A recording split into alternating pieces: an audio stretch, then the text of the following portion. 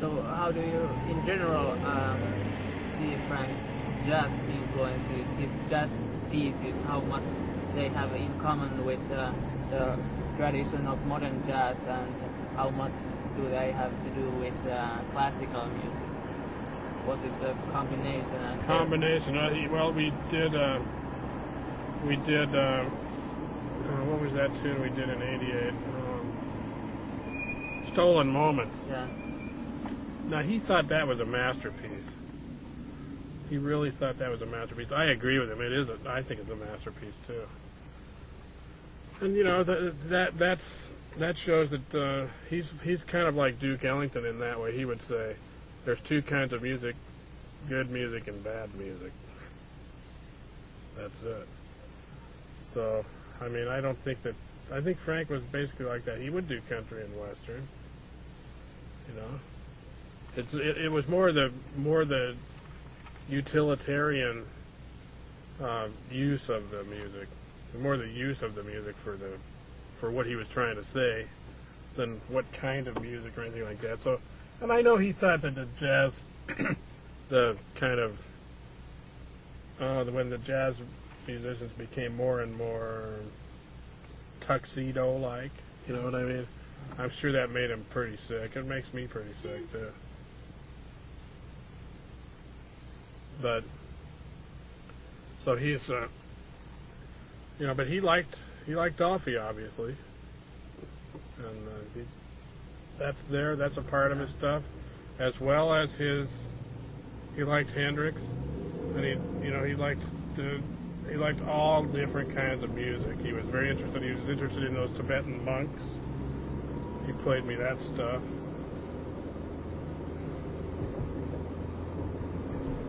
So it's very, very versatile and eclectic kind of a guy, which we all know that anyway. And with Don is not, Don is like raw talent. I think his influence on Frank was really strong too. I don't know if people recognize that, but that rawness that Don has definitely had an influence. And, I think I'm going the wrong way. I think it's on 17th Street. Maybe it was right there. I gotta turn around. You transcribed some stuff for Frank as well. Is it correct? I can't remember which. Did you write music for violin or guitar and low budget? No, I didn't do that. Okay. No, that was done by the time I got there. That was done. What I'd like to do sometime is record the original version of Gregory Peccary. That's because I have the score to that. Yeah. Before it got changed a lot on the record. It's so different than when we played it with the Grand Wazoo. Big Grand Wazoo was kind of a great version. So I asked him, I said, it sure would be nice to record that as an instrumental piece sometime. And he says, well, tell you what, I'll give you the score and you can do it. Okay. So, someday maybe. I used to listen to it as animation music, but afterwards I only listened to the music under all the singing and stuff. Yeah, it's astonishing piece. It really it's is really great. Wonderful music. Yeah, it's one of his best pieces, and it's the whole middle part where Gregory invents the calendar is completely gone. It's not even there.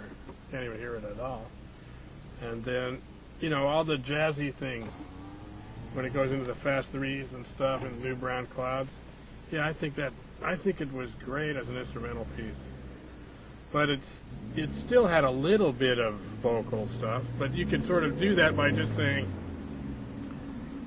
I mean, I haven't figured out how to do it, but maybe if we heard the old tape from those concerts, we could figure out what he did, because I can't remember exactly what he did.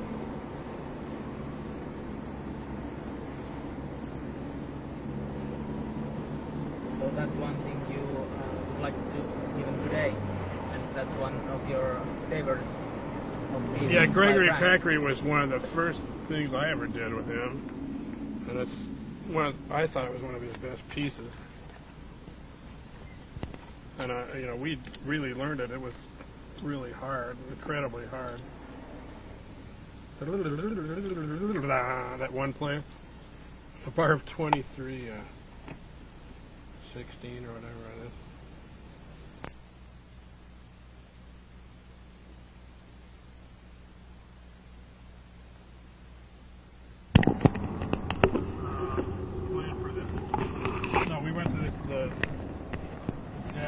I think we played on it with this band. And then he took us out to Sushi. Great restaurant. Japanese. Yeah, great one. And then we went to the titty bars for a long time, and they had all this money. They spent all this money on these girls, sitting there, right in front. You know how generally if I ever go to a place like that, I kind of hide in the back, pretend not to look and everything. This was to get right up front and you make a great big I love you with dollar bills or $5 bills, and then you get, and pretty soon they're like giving us things and treating us way better than everybody else and everything. It was fun. That guy. Here he is, a teacher in college, and he doesn't make any money, Not really. And he took us out and spent a lot of money on it. I felt kind of guilty about it, but I didn't have any cash. I didn't know that was going to happen. Okay. So what did you say about Frank's guitar playing? What, a minute ago? Sorry? Oh yeah, well I thought he was amazing me really well in the early 70s. But I didn't listen to him as much. I couldn't hear him or something in '88. I don't know what it was. Because of the PA system, or no, mentally. Yeah. I remember Tunis coming up and saying, "God, that solo was incredible," and I'm like, "Geez, I don't even remember it." Yeah. So it's either my fault or I don't know. I just couldn't hear him. But in general, you like Frank's playing? Well, yeah, he played fabulous. He had times when I remember, especially the U.S. tour in '70, maybe it was '73 or something like that. We played. He had a string of nights that were just incredible. He played every night. He played better. Yeah. It seemed to me. He was really creative, and he was playing. He wasn't just playing a bunch of little fast stuff or anything. It was all real fresh. That's hard. As an improviser, that's always hard to do, no matter who you are. You get into these patterns, and you're going to play kind of the same solo on the same tune. That band we were really doing a lot of interesting stuff on stage, too, because it was pretty free form. He didn't have all those big segues. It was more like we'd be playing a tune and then he'd go into a free thing and then he'd call another tune and then we'd play that one, and we had some groups like the Yellow Snow group and some other groups, but there were some things that we just sort of did on the spot. I think he was really into that real creative musical thing.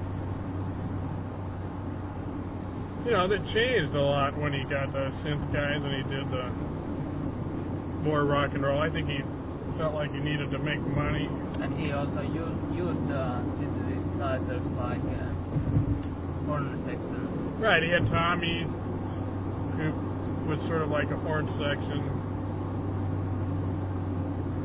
It didn't really sound like a horn section, but it fulfilled the same musical function.